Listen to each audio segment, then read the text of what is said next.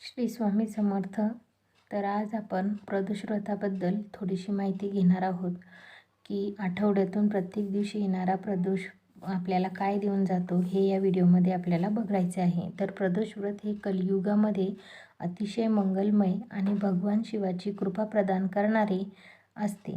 स्त्री अथवा पुरुष कोणीही स्वकल्याणासाठी हे व्रत करू शकतात.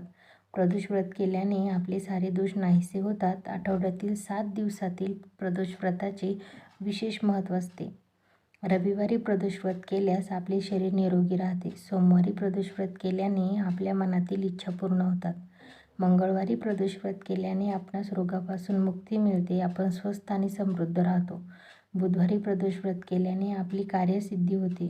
गुरुवारी प्रदोष व्रत केले असल्याने शत्रूचा नाश होतो. तर शुक्रवारी प्रदोष व्रत केल्याने सौभाग्याची वृद्धी होते. शनिवारी प्रदोष व्रत केल्याने पुत्रप्राप्ती होत असते. या व्रताचे महात्म्य पूजनीय गंगा मातेच्या किनाऱ्यावर शुभ मुहूर्तावर वेद ऋषी आणि भगवंताचे भक्त श्री सूत महाराजांनी श्री सनकादी ऋषींना सांगितले होते की सूत महाराज म्हणाले, या कलियुगात मनुष्य धर्मचरणापासून भटकून अधर्माच्या मार्गावर जात असेल. प्रत्येक ठिकाणी अन्याय आणि अनाचार माजला असेल. मनुष्य आपल्या कर्तव्याला विसरून नीच कर्म करत असेल. तर अशा वेळी प्रदोष व्रत असे व्रत असेल की ते मनुष्याला भगवान शिवाच्या कृपेला पात्र बनवून पुण्यकर्माचा संचय होऊन मनुष्यास उत्तम लोकाची प्राप्ती होईल आणि स्वर्गीय सुख मिळेल. श्री सूत ऋषींना सनकादी ऋषींनी हे सांगितले. प्रदोष व्रताचे मनुष्याचे सर्व प्रकारचे कष्ट दूर होऊन पापापासून मुक्ती मिळेल. हे व्रत अतिकल्याणकारी आहे. तर व्रताची विधी अशी आहे. प्रत्येक पक्षातील त्रयोदशीला प्रदोष व्रत करता येते.